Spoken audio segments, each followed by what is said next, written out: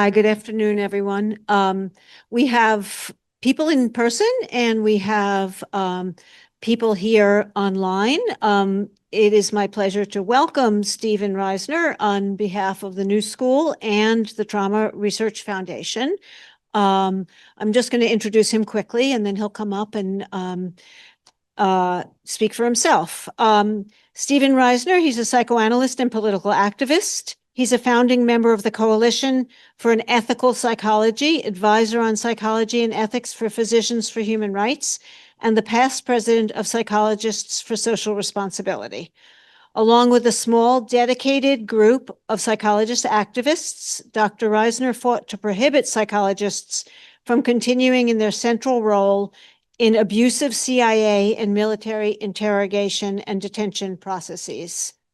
As a result of these efforts, psychologists were removed from detention operations at Guantanamo in January 2016. Dr. Reisner has been a consultant on issues of trauma, torture, political violence, disaster, and resilience in the face of catastrophic events for the United Nations, the European Council, the International Criminal Court, the International Organization for Migrations, and other international humanitarian and mental health organizations, and has provided training for clinicians after disasters and political violence in Haiti, Kosovo, Kurdistan, Colombia, and Ethiopia. Dr. Reisner received a leadership award from the Society for Psychoanalysis and Psychoanalytic Psychology, Division 39, the New York State Psychological Association's Beacon Award, and the National Association for the Advancement of Psychoanalysis's Vision Award. And in a former career as a director and actor, so you know this is going to be an engaging talk, he received an Obie Award for collaborative theater. He has published in the New York Times, on Slate, Huffington Post, and in various academic journals, including Psychoanalytic Dialogues, JAPA, and Studies in Gender and Sexuality. Dr. Reisner is writer and producer of a podcast, Madness, Where Psychology and Capitalism Collide, which to date has been downloaded over 80,000 times and has reached listeners in 112 countries. He was co-producer on Michael Moore's documentary film, Fahrenheit 11/9. Dr. Reisner left the US and lives in France, Berlin, and Morocco. His community in rural France took in 100 Ukrainian refugees, and he personally took in 4 and ran a therapy group for teenagers there. So he walks the walk. So I would like to introduce to you Dr. Stephen Reisner. Yeah, I just came back to New York after, I think, maybe the longest period in my life away. I was born and raised in New York, but now I live mostly in Europe and recently in Morocco, and came back to the city for a wedding after nearly a year away. And I feel like I have the perspective of somebody in a kind of exile. You know, somebody we moved from the city and from the country partly because of the first Trump administration. And I felt like I could see the writing on the wall that things were going to go downhill pretty quickly and pretty severely. And they did. Especially for me, I mean, there was COVID, and now coming back to New York, I find New York kind of shocking. And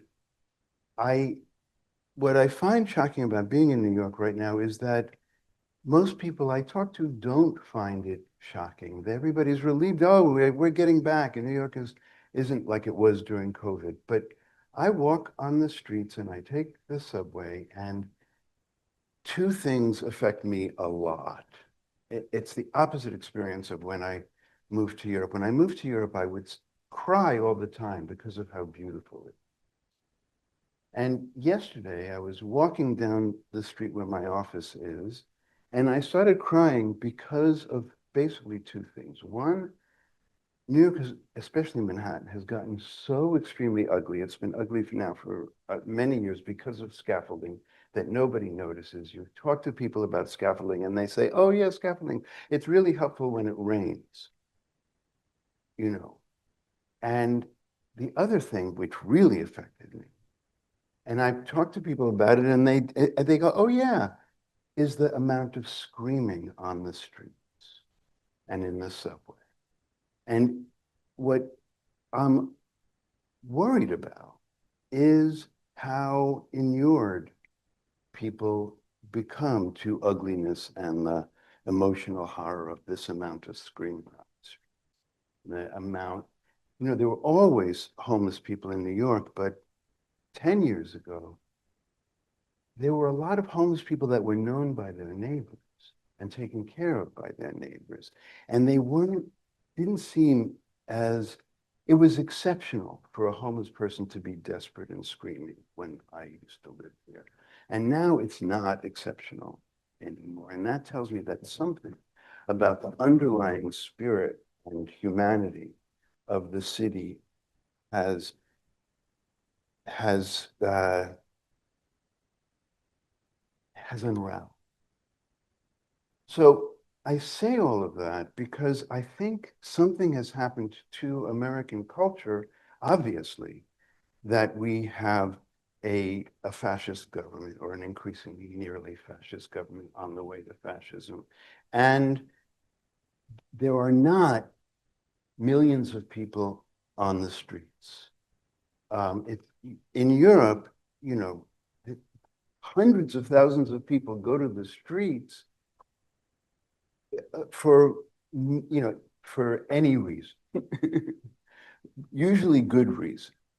But when I was in Berlin and Trump won, there were more huge protests about Trump in Berlin than in America. The New York Times I would read in the New York Times that, yes, hundreds of people protested in 25 cities.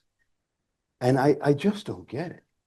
I just want to introduce you to the discomfort that you should be feeling about this. So now I'm going to go to the meat of my talk, which I'm going to try to touch on a lot of this and give a psychoanalytic explanation for why I think this is the case and what I'm hoping we can do about it. So I want to start to say that, I think I was invited because the APA did another really kind of ethically horrendous move recently. And that is that the accreditation committee decided that they were no longer going to require programs to follow its requirements. It had certain rules about diversity, equity, and inclusion as part of certification criteria. And out of the blue, the APA accreditation committee decided that these to suspend or undo those requirements. And they weren't asked. It wasn't like the government came down on them. They just decided to do it. And so I think for Jennifer and maybe some other people, this was reminiscent of APA's checkered ethical history, which I played a role in undoing or challenging, which was the lengths that APA went to support and the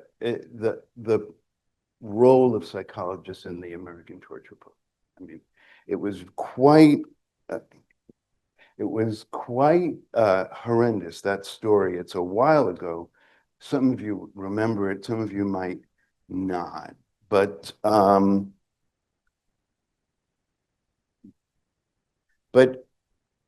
I'll tell a little bit of that story and talk a little bit about what the APA is doing now that's terrible and more. So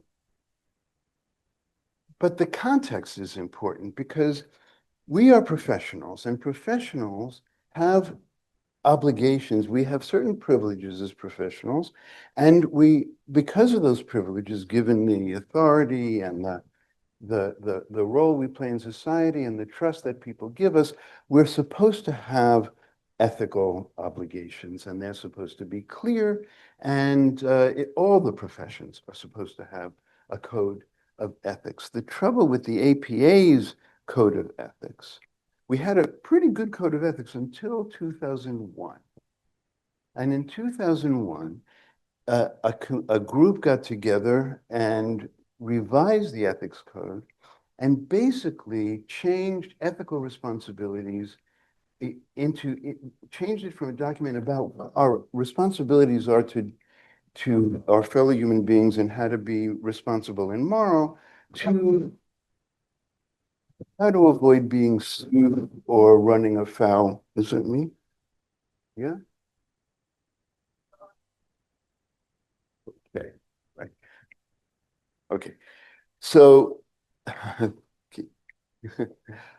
um, it became a document about how not to run afoul of the law, basically how not to be sued.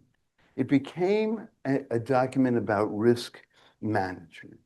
And they changed, the changes, I find them shocking, but listen, I hear the screaming on the street. So I want to know if you find this as shocking as me or whether this is the way our country roles now, that risk management is more important than doing doing good. So it used to be that the relationship between ethics and law was if psychologists' ethical responsibilities conflict with law, psychologists make known their commitment to the ethics code and take steps to resolve the conflict in a responsible manner. Okay? Ethics, you have to take the law into account, but ethics is the priority. Change to if psychologists' ethical responsibilities conflict with law, regulations, or other governing legal authority, psychologists make known their commitment to the ethics code and take steps to resolve the conflict. If the conflict is unresolvable via such means, psychologists may adhere to the requirements of the law, regulations, or other government legal authority. The difference is substantial. Ethics is subordinate to the law, which to me means there are no ethics. There's only law. Another one, informed consent. Psychologists obtain appropriate informed consent, this is the old one, for therapy and related procedures using language that is reasonably understandable to participants. New one. When psychologists conduct research or provide assessment therapy, counseling, or consulting services, they obtain informed consent, except when conducting such activities without consent is mandated by law or governmental regulation, or as otherwise provided in the ethics code. Dispensing with informed consent. I'll just go to the new one. Psychologists may dispense with informed consent when permitted by law or federal or institutional regulations. That's the ethics code as it exists today, which is if you're worried about doing something illegal for the sake of what you believe is right, don't.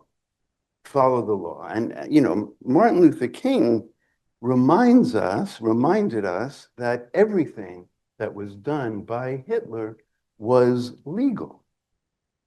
And if ethics is subordinate to the law, you basically don't have a separate independent moral code. So I don't know if this was created, if these changes were created because they were signed into the code after September 11th. I don't know how much of that was done in order to allow the military and the CIA psychologists to participate in the horrendous abuses that they did, but it was certainly cited as a justification for them to participate in those abuses. And it was used, these new statutes of the code were used by the APA to justify keeping psychologists in those roles. So, right.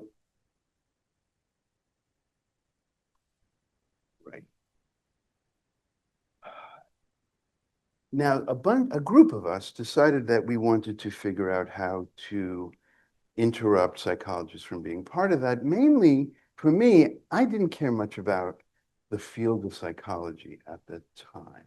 I cared a lot about trying to find a way to stop torture. And it just so happened that the presence of psychologists was required for the legality of the torture program. Why? Because the psychologists who created the program, all of this became exposed partly because of the work that this group of ours did, where we found these two psychologists. We actually revealed their names to the press, and exposed and started the dominoes falling with that revealed the program.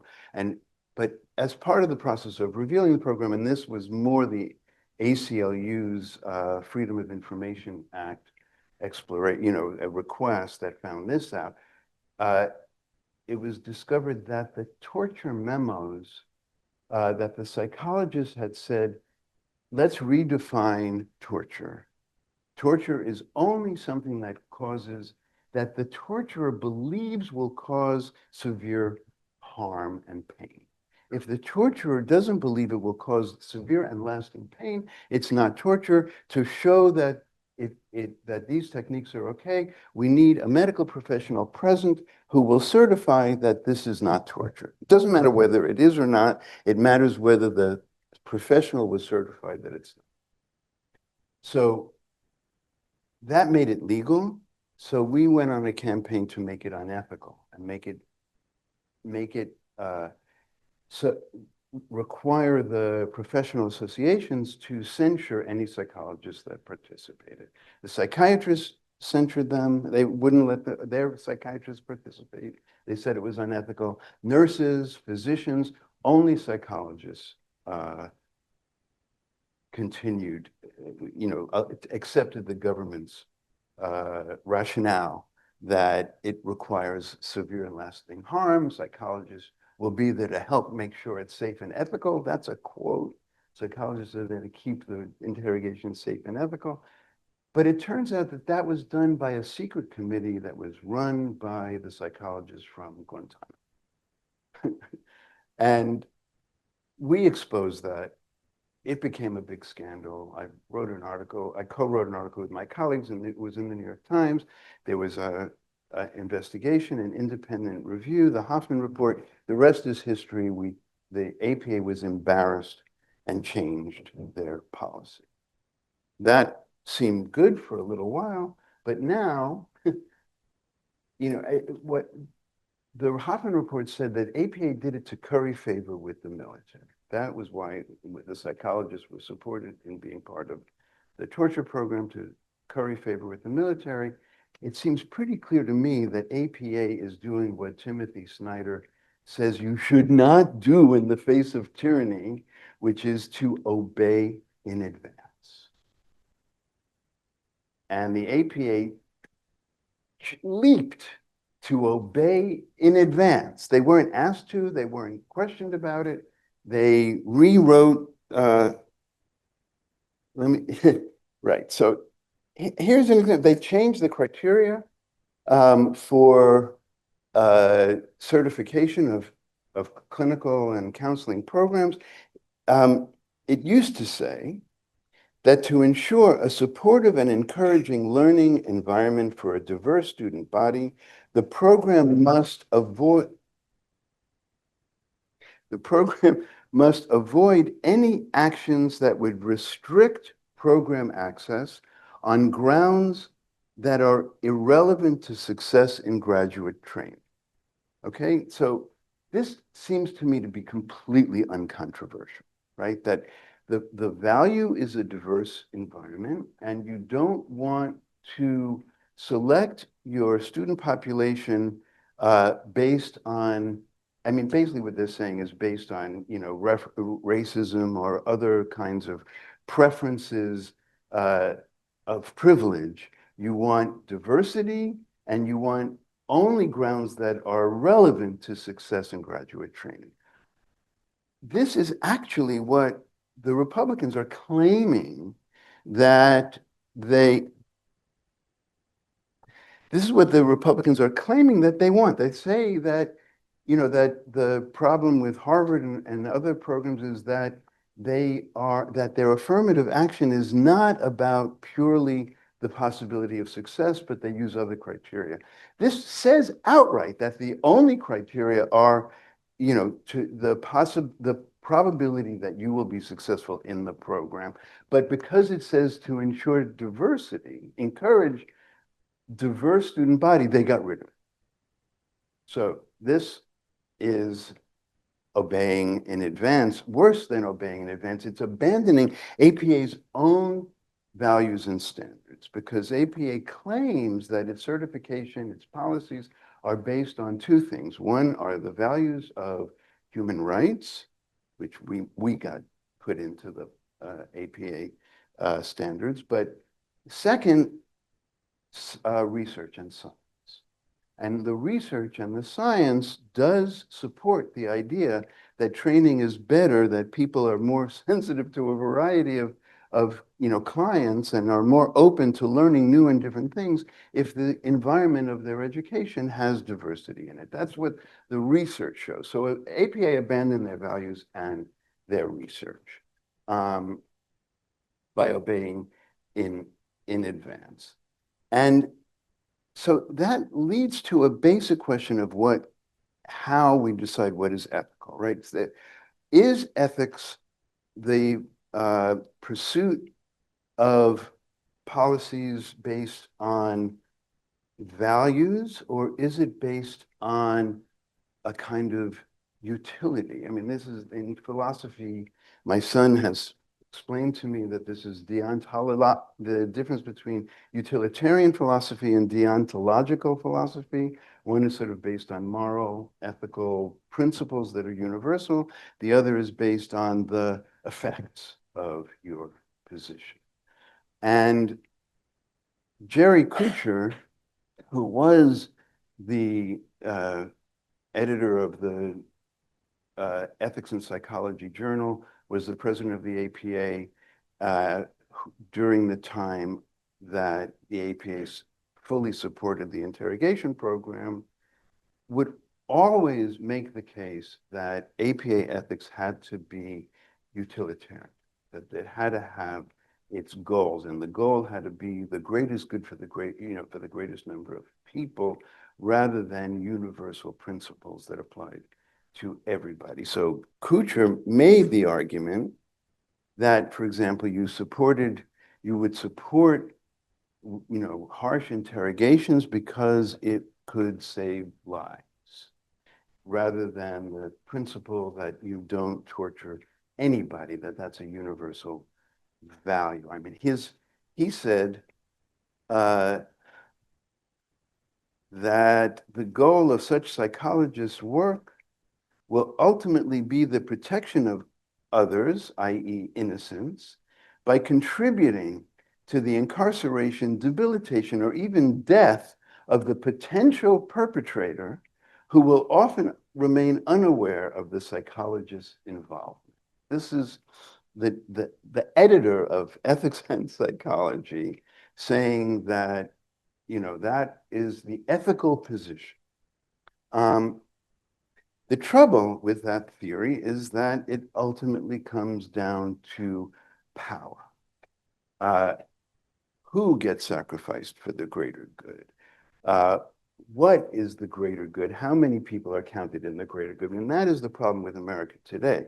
We have this idea that, that a smaller group have the right democratically to determine what is right, not based on principle, but based on what, is good for the smaller group, which is how we end up with white refugees from South Africa, because it's not a matter of identifying what the principle is. It's a matter of promoting an emotional narrative that gives a sense of victimization and therefore breaking all the value rules that are supposed to be applied, that used to be applied to everybody. Now they can be broken because of the exigency of this particular narrative, that this particular suffering, this particular story, I can identify with. Let's mobilize and let's bring those white refugees from South Africa to America. So for me here, the question becomes one of what does psychoanalysis have? What does psychology and psychoanalysis have that will give us and the people we work with and the public, what do we have to offer the public that helps us to immunize them from the emotional narrative that breaks the value system and that moves toward utilitarian ethics so that we can maintain an idea of ethics that are based in values and morality. I mean, when it was not a coincidence that the psychologists, the majority of the psychologists that fought the torture program were psychoanalysts.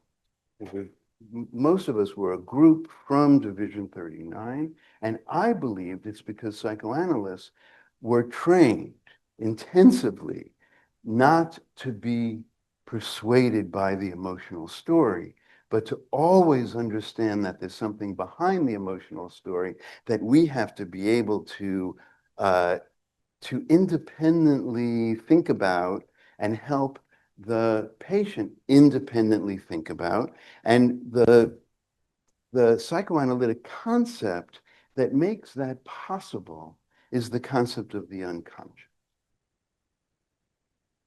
Because if we train ourselves and our patients in the idea that there's more to the story than just what we think is the reason we're doing it, what we think is mobilizing us, what we think our history is, what we think our story is, if we train ourselves and our patients to be aware that there is a whole level that is under the surface that we have to take into account, we all will be more available to the idea that maybe the story that our government is telling us isn't the whole story. Maybe the emotional story that we're so ready to run in for, we have to step back and think, think about.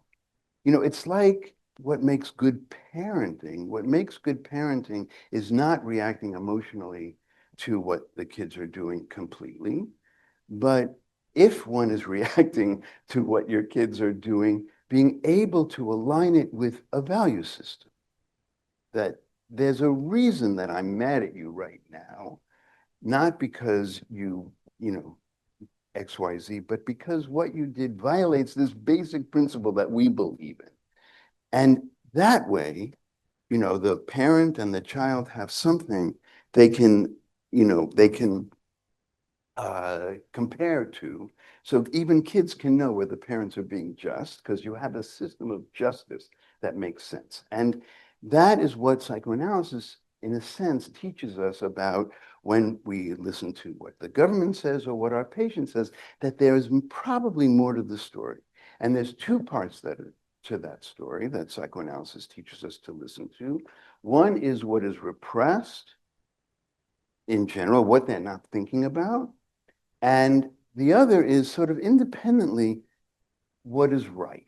And we don't talk much about that. And we're not trained much about that. I was trained by my analyst.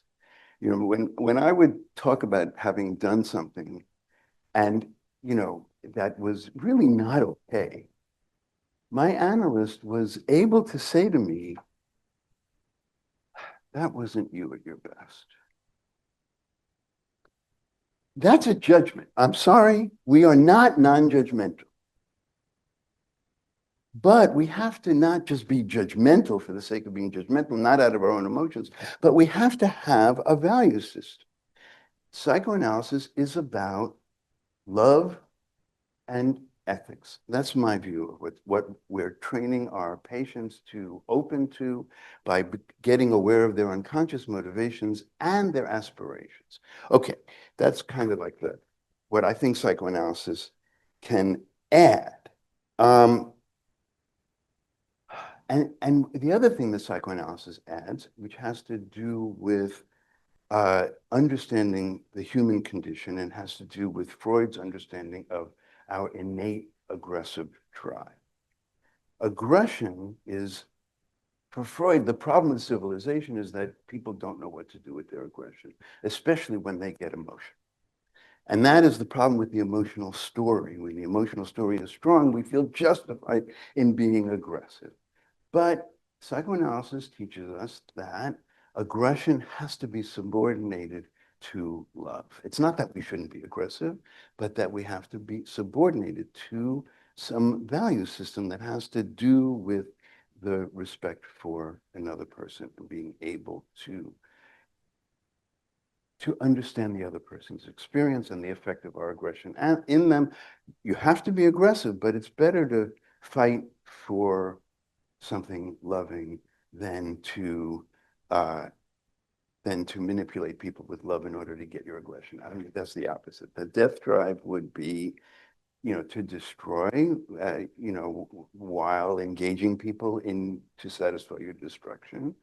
But the life drive is really about harnessing our aggression in the service of love, bringing people together.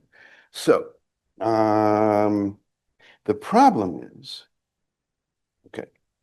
Yeah, right.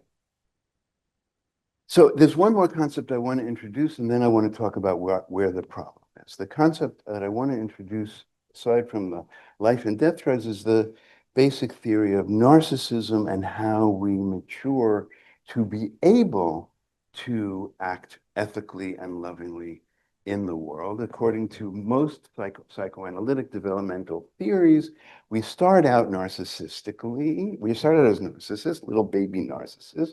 And the reason that we're able to be little baby narcissists is because if we're lucky, we have good parenting, which, gives us a little protective spot in the world.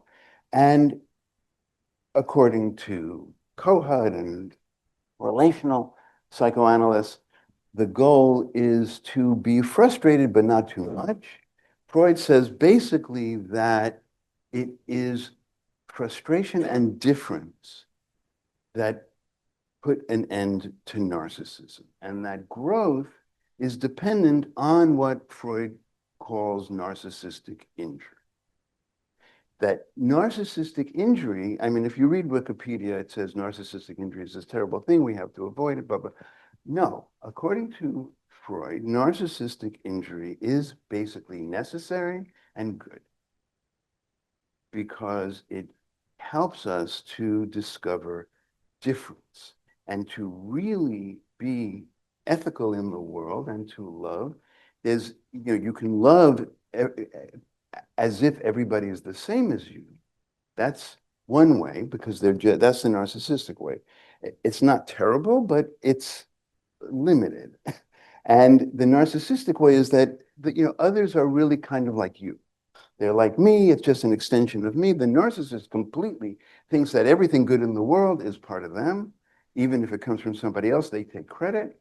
And anything bad is from the outside. Even if it comes from in them, they project it and they hate it. So there's the narcissistic part, but and so the narcissist believes that they are one with the mother. That's great, and everything is loving and perfect, but there are frustrations and there's sexual difference. And according to Freud and Lacan, sexual difference is the great first profound, well, the first narcissistic injury is hunger, and especially if the parent is not immediately responsive. And so there's anger. But there's also the trauma of difference, particularly sexual difference. And that is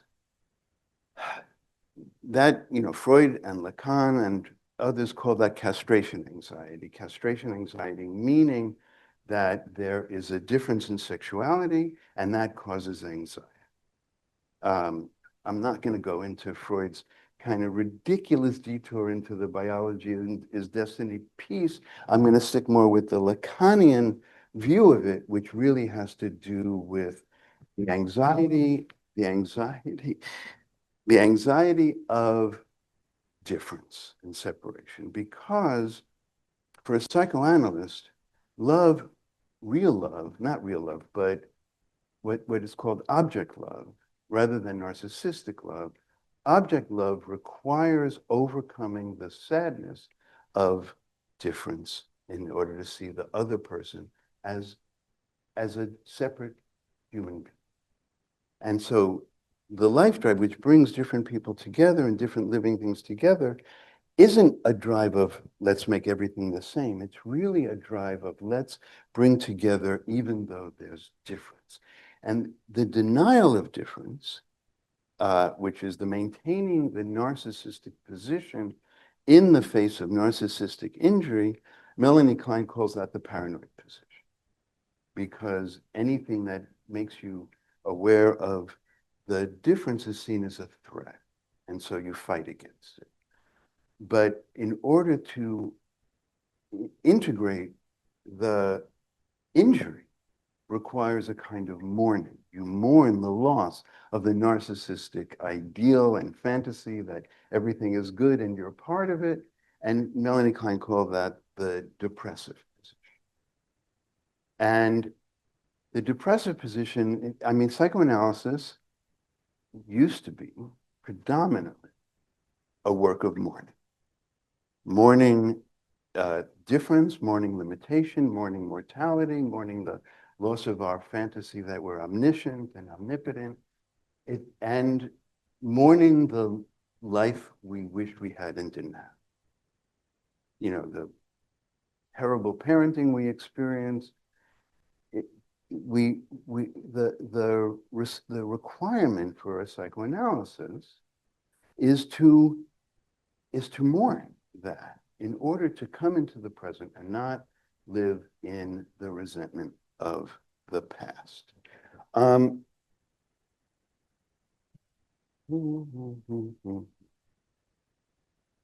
But there's been, I would say, in the 21st century,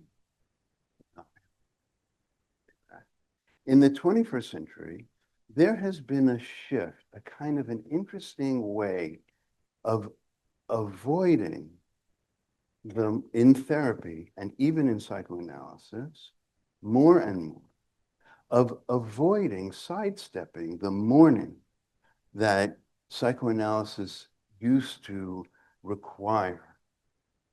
And the symptom of the avoidance of mourning, the compromise formation, is the concept, to my mind, the concept of trauma. Trauma, I wrote this carefully, so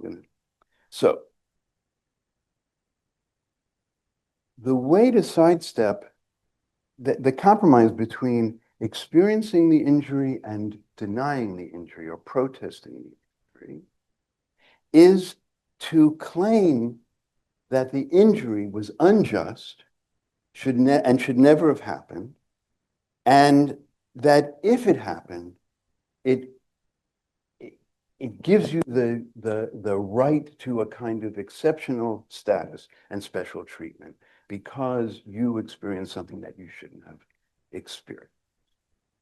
That's the trauma narrative, is this compromise between accepting and denying narcissistic injury, demanding that yeah, there we go. So the shift that I have seen in the last 25 years in psychoanalysis is that treatment pays so much attention to the trauma and to the exceptional status of trauma. And it's become a cultural identity.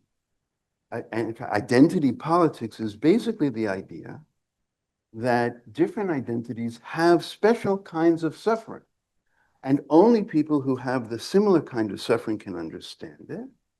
And that when you experience that kind of suffering, it's not universal, it's special, it's particular, and you are entitled to an environment of safety, you're entitled to special recognition, and you're entitled to only want to be with people who are like you rather than. And to me, this is the cultural mode of acknowledging injury, but not actually mourning the injury. Not actually putting a limit on one's own narcissism, but getting the narcissism in a roundabout way because of being special for having suffered, and that the suffering should never have happened.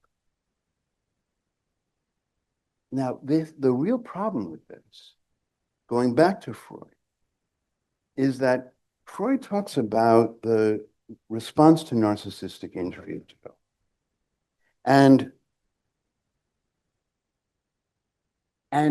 there are basically two psychological stratifications of the mind or the soul that come with narcissistic injury. One is that there's narcissistic injury brings feelings of shame, guilt, and fear. Because, what did I do to deserve this or cause this? What am I losing? I'm going to lose the connection to the mother. Am I going to be punished? Is this narcissistic injury a punishment? There's a whole story of that. Now, in some cases, and this Freud says is the path to neurosis, narcissistic injury brings on a superego formation, a harsh superego formation, in order to have inside the parental punisher so that you can anticipate what you might have done wrong that would cause the punishment that would make you feel the injury. So you're always vigilant and self-critical and worried. And that leads to a kind of, to a piece of paranoid personality where people kind of develop this sort of rigid superego character, but they're very good at projecting their bad self onto others and being mad at them and being judgmental about them. It's a whole mode of neurosis. Freud says that there's actually a healthy way to deal with narcissistic injury. And that is to replace the lost narcissistic self with an ego ideal, an aspiration, a sense of ideals and values that one aspires to and judges oneself by, but not harshly, but aspiration.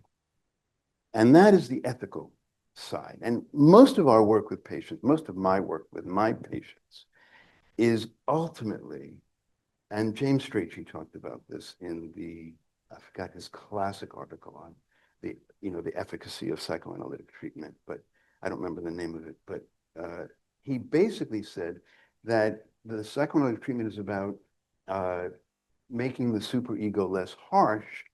I would say that the treatment is very often, especially in America, especially in the 21st century, about transforming a superego into an ego idea. Not getting rid of judgment, but making it sound a little more like, that's not your best self. What is your best self? What do you aspire to, and how do you know you just didn't reach it?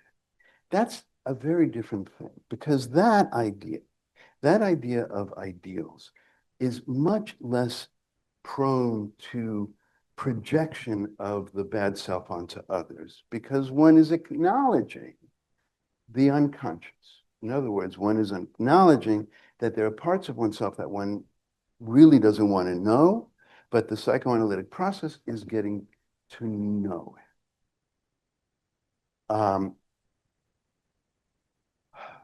But what has happened in this trauma compromise is that instead of mourning the loss of the loss of the ideal self, the narcissistic self. Instead of integrating narcissistic injury, this compromise of special suffering takes place. But instead of projecting, what I find, especially among liberals, is that instead of projecting the bad self and condemning, that's kind of like the Republican way, what the Democrats do is they take the specially suffering self and project it and defend a population that is the victim of the moment who needs to be protected. And so one's own narcissism gets maintained by demanding the just treatment of the innocent. And the innocent is chosen in society. It's always different. It depends on the cultural moment. For the last 5 years or so, it's been among Democrats, it's been trans children. Among Republicans, it's been unborn children. It's always children because they're innocent. And we are justified in saying their suffering is unjust, and we are supposed to take exceptional circumstances to make sure they don't suffer, which is our way of saying, you see, my suffering was unjust and I shouldn't have suffered, but I'm going to put it on this population. And what ends up happening is that becomes the emotional story. And the emotional story, which then catches all the aggression toward it, becomes this incredible splitting, justification for splitting. If you don't sympathize and fight for the victim that I am identifying, you are the perpetrator. And the split is terrible. And that split has been the American cultural split on both sides. I mean, Democrats say only the Republicans do this, and Republicans say only the Democrats do this, but both sides do this in different ways. And the culture has promoted justified storytelling, splitting where the based on a kind of identity victimization, whether the victimization is that you're white working class and immigrants are taking your jobs away or getting all the help or whatever. I mean, there's a number of different ways that this split has infected Americans on both sides, all sides of the political spectrum. And since psychotherapy has promoted trauma, trauma-informed treatment, trauma as the issue rather than mourning, I would say that we are contributing to the problem, not helping people address the problem. And this has gotten really bad in Division 39. I mean, really bad in Division 39. It's gotten worse and worse and worse. But right now, I don't know how many of you are members of Division 39, the psychoanalytic division of the APA, but Stephen Saltz, who was, one of the three of us who wrote that article in the New York Times that exposed some of the CIA and the psychologists in torture. But Stephen Saltz, who was until a week ago the president of Division 39, resigned because he was hoping, I mean, Stephen has got progressive bona fides, and he's as ethical as anybody that I have ever known. He thought he was asked to be president because he was hoping to help heal the rifts and allow people of different positions to actually talk to one another. But he gave up. And he gave up because the division now has prioritized its narratives of victimization and has basically censored anybody who might look at it differently than the division. So if you raise a question, for example, or if you want to raise a question on the listserv of whether there are any detrimental effects to pre-adolescent trans kids in giving them hormones, and what is the research on that, you're actually literally, I'm not exaggerating, kicked off the listserv. You cannot speak of that because it is transphobic.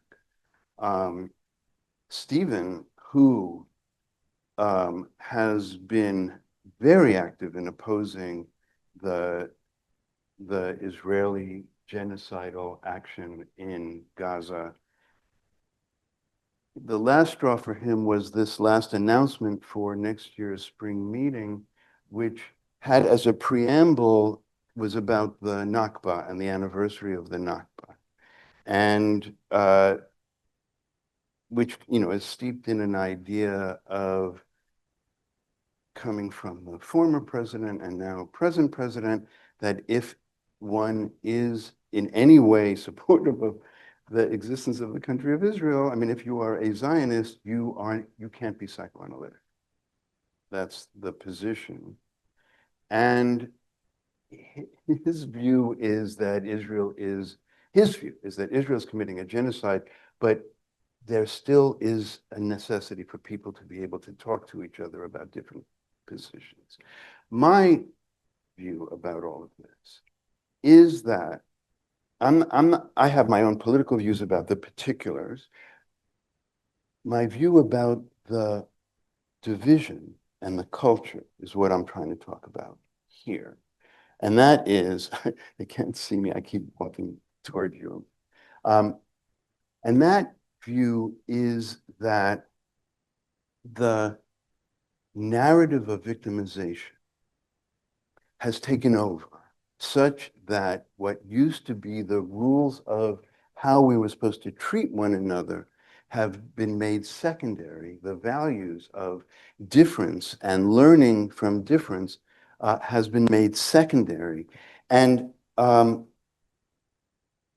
thing that psychoanalysis teaches us is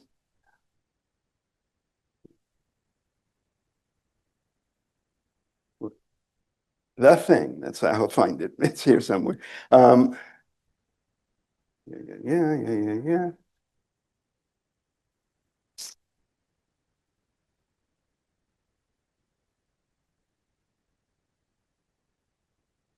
Yeah, that we can only, this is the point that I want to make. I think we can only actually develop a world that includes both love and political action. Because real political action that actually is revolutionary.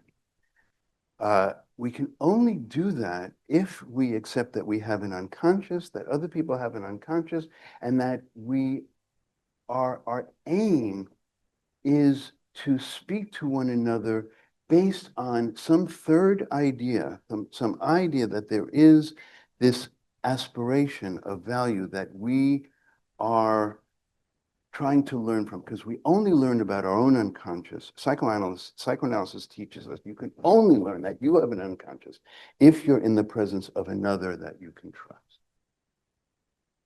And to be in the presence of another that you can trust so that you can face your own demons allows you the compassion to understand that other people are in the same boat and that people are different, and that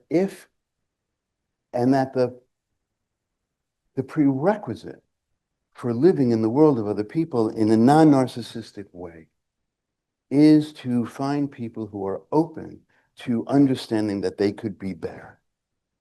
And understanding that they could be better is an antidote to splitting.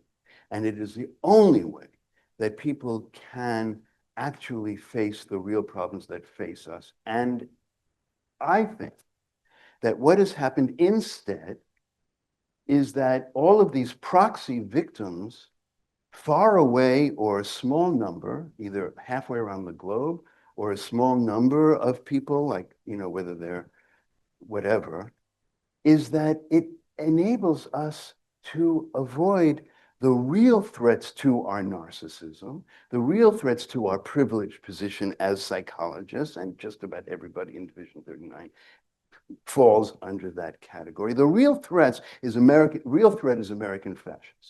If you want to know what the real threat is, if you want to know the fact of making these proxy victims and changing the discourse to one of power rather than values and love, emotional narratives to trump the standards of trying to, of the ego ideal, the emotional narrative story that liberals have been professing. The problem with it is that liberals don't know how to actually fight for it, but Republicans and fascists do.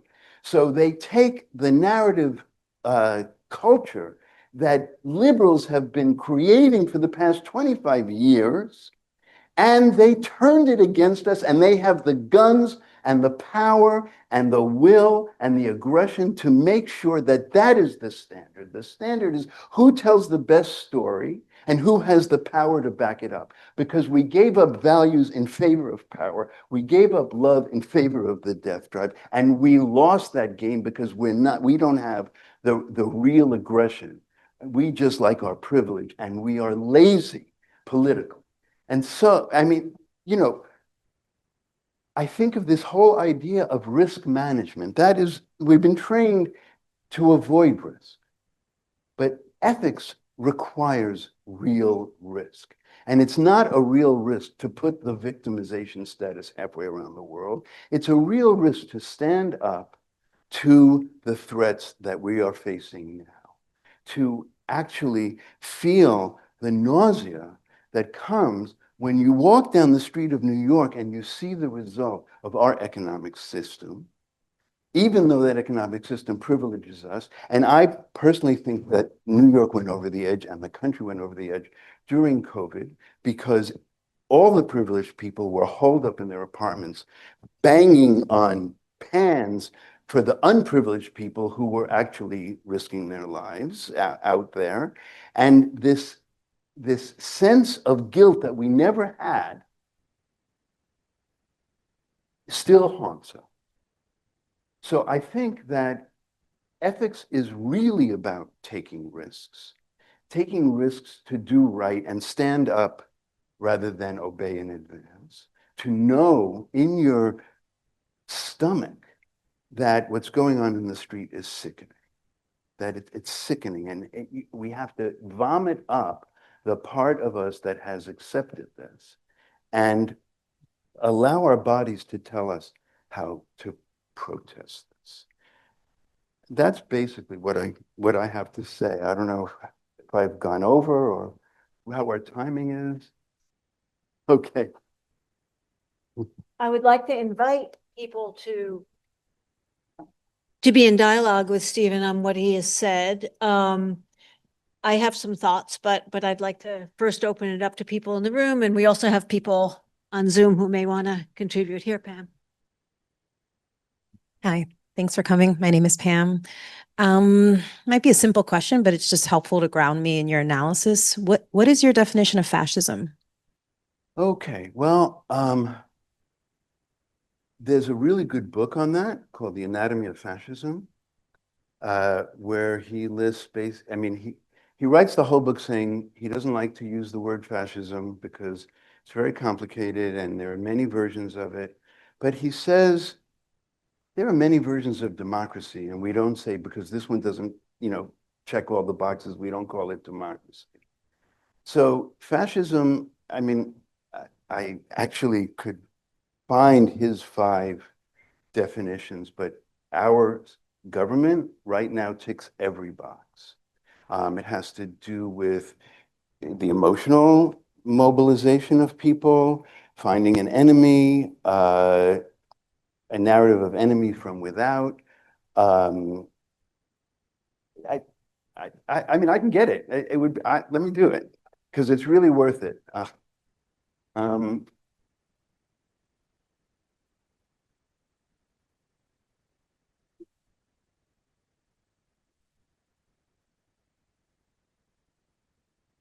It's really helpful, so I'm actually gonna find it.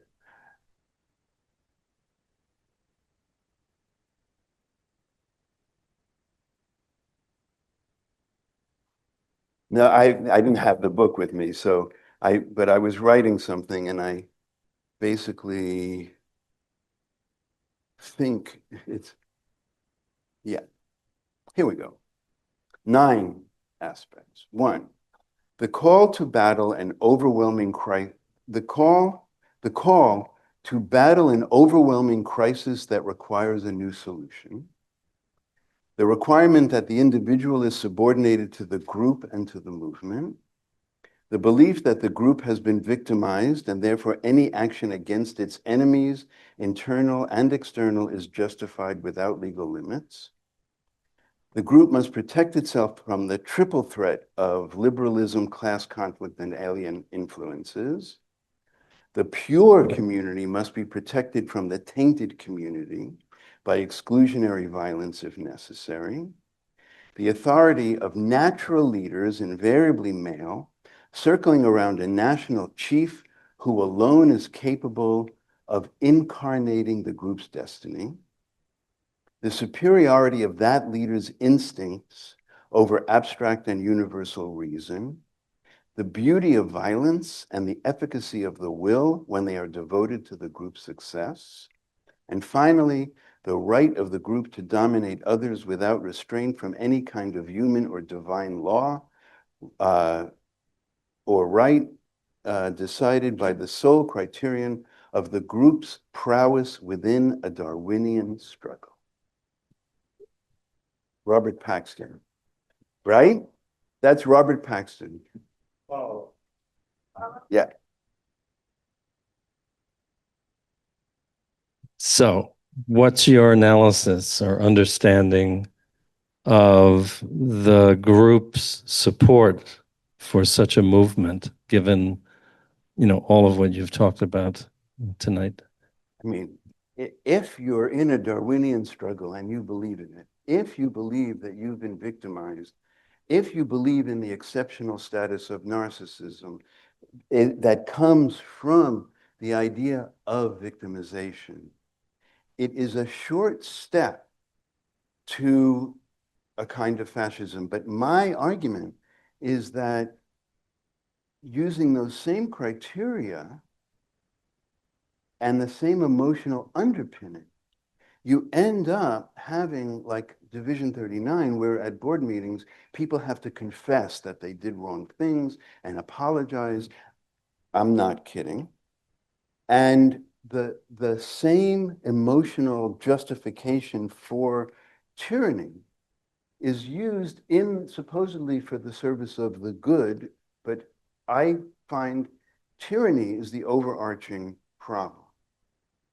And that's what's so scary, that I think that our liberal ideas pay in the context of neoliberal, unquestioned neoliberalism, unquestioned economic, separation, that that we have contributed to the zeitgeist that is now haunting us, because we took away our ability to critique it rather than to join it and say ours is better.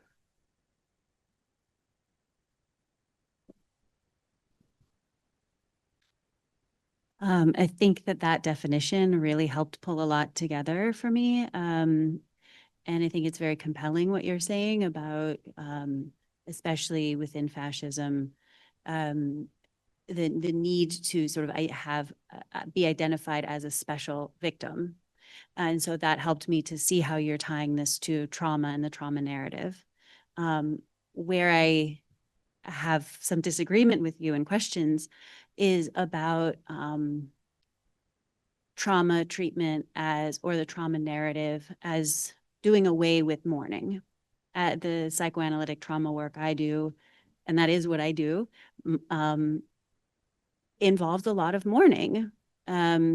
So I guess I'm kind of wondering what your drawing on when you're referring to trauma treatment there, because I think that maybe there's feels like a little bit of a misrepresentation to me. I think you're absolutely right.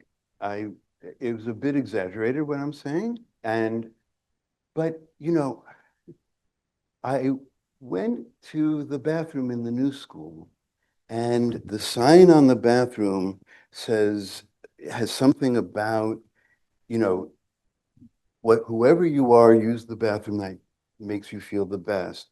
And in the bathroom, when you go out, there's like this little machine that gives you a tissue to turn the doorknob.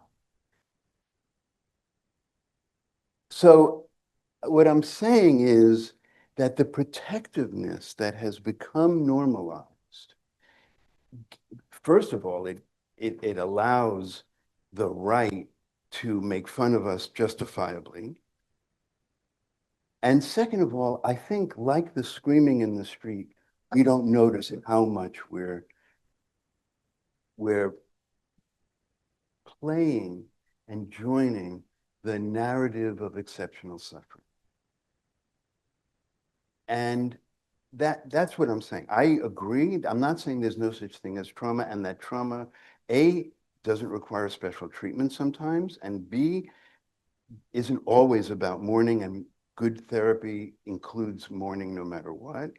What I'm saying is that I think that Americans no longer see that they're swimming, they're living in an environment where these things are taken for granted too much. And that the protection against, look up narcissistic injury on Wikipedia, and you'll see that it's considered a terrible thing. Hi, this sort of goes along with your question. I want to thank you for your talk. It's really illuminating in so many ways. I'm curious also about this insight you have into the shift from mourning to trauma, and whether you see it as emanating from within, if there's something specific to the psychoanalytic community, or whether it's sort of a trickle down from these larger cultural forces, which is how I've generally seen it. But I'm curious if there's something more local going on. I have to reveal my bias. I believe in psychoanalysis. I thought we were resistant to it. Freud made this shift from trauma to mourning, basically, early on. When, and then he was criticized in the 80s for abandoning the seduction hypothesis and not paying attention to trauma. And that was the beginning of the change, the battle in psychoanalysis of whether Freud underestimated the reality of trauma. But I read Freud's work very carefully at the time, and there's this one letter after he supposedly abandoned the seduction hypothesis. He had some dreams where he realized that he himself had probably been abused by his nanny. And he wrote to his best friend, I don't know if it's true. I don't have the vivid memories. I just have clues. If it is the case, I wish I could thank that woman for giving me a way to make a living. Now, that's a very different approach. And I think, I used to be the academic and clinical director of the trauma studies program at NY. And we had all of the trauma like superstars come and give talks, Judith Herman and Bessel van der Kolk, all of them. And there was they all seemed to me to be incredibly charismatic, and I wouldn't want to be in therapy with any. And the reason is because the charisma overtook, the I will save you idea, that I uniquely understand you. That was that's very seductive. And I think and I think that we lose a lot going to screens and virtual treatment. I think virtual treatment is kind of the end of psychoanalysis because it pretends to be three-dimensional when it's two-dimensional, and we don't see, you know, the movement, we don't hear the breathing, we don't smell the sweat. We just lose, you know, 80% of our unconscious connection. And I think that psychoanalysis has lost the unconscious. And when it loses the unconscious, you know, the trauma narrative fills the space. Hi, thank you so much for this talk. It's been really interesting, especially hearing you talk about being a New Yorker, not having been in New York for a while. I'm also a New Yorker, and earlier today on my way to the new school, a man was on the street like screaming, crying. And it's like you can't even take the subway without feeling like you're at the intersection of every global crisis. And yet we still need to get to the new school and need to get to work. And so I'm curious your experience in coming across people in real crisis and real pain constantly, which it does feel constant. What do you do? Well, I used to feel that way. You know, I used to walk down the street, and when I was just getting my training, you know, my parents went through the Holocaust, and I was doing this research about whether children of Holocaust survivors were more sensitive to crises on the street, you know, because I was always feeling like aware of it. But it wasn't as bad as it is now. Now, it's the wrong question. The question is not how we cope with it. The question is, what do we do since we shouldn't cope with it? We should not be able to cope with it. And trying to cope with it is making the symptom the problem rather than the disease. And it's the American way. We're anxious. Let's take an anti-anxiety medicine rather than become revolutionary and figure out what is causing so much anxiety and changing. So yes, I think that there's a point to which we have to not cope with it. I think we have time for one more question. Warren. Huh?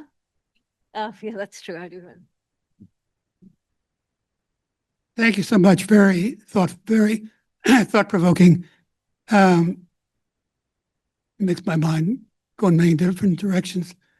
But, you know, I think one thing that you could add to the presentation would be the effect of the power of the internet in speeding up a lot of the processes you're speaking about.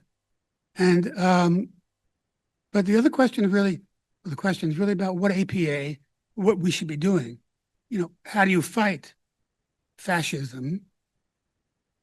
Right. And also, we have skills and capabilities to think about it.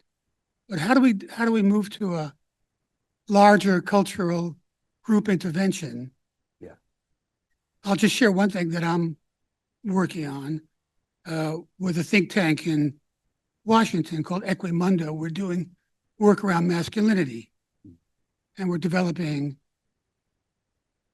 interventions for men on the internet, but also group narratives. But there are lots of other things that we could be doing as professionals, both as a large group and in our work. So I'm curious about your thoughts.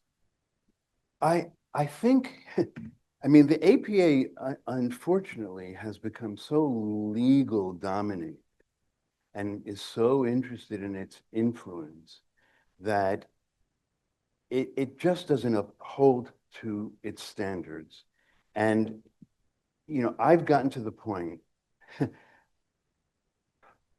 where I no longer, I hope this is true, I no longer care about the APA. The last time I said that was in 2005, when I decided I'm not a psychologist, I'm a psychoanalyst. And then, you know, the psychology thing happened and I was in the right place at the right time. And suddenly I'm running for president of the APA in order to protest. You know, so the question is whether there's a wedge that's useful to change things using the APA. And I'm not sure. I think that, you know, your think tank might be more effective. We each have to ask ourselves, you know, where do we have that wedge to make a difference and use it, you know, as much as possible. At this point, you know, I think about the story of John Lennon and the Beatles when they were given the Queen's Order of the Queen, and they were debating whether to accept it. And they, you know, they didn't want to. They were whether should we accept that what the government is doing is terrible? And John Lennon said, "I think we should accept it so that one day we can give it back in protest." And he did. So I think that your question is really not what the APA is going to do, because we know that the APA is going to make things worse. But whether there's any way to push the APA. I mean, we embarrassed the APA, exposed the torture program, and ended up getting psychologists to be a model for what not to do as a professional in an environment that violates human rights. That was just, we just had the wedge. We just had the way to do it. We were lucky and relentless, and it took us 10 years. So that's the question for you and for everybody, is where can you see something that you might do to make a difference, even if it's just, you know, going to the street and vomiting, or I don't know what, but just following, if you fully experience it and you have some other kind of talent and experience, but if you experience the problem, what's going on in the street, and you can be in the world of real other people who you can smell, that can mobilize. That's what I've got to say. And I urge all of you to, like, you know, smell what's going on in the city and in the country and be in touch with what that does to you. Thank you, Stephen. Thank you so much. That was really, really wonderful. I hope everyone appreciated the theories that Steve was bringing together, and the complexity of the political analysis. We are going to have a recording of this available for those who were not able to be here today or to see it, and I think we will want to share this. Thank you very much.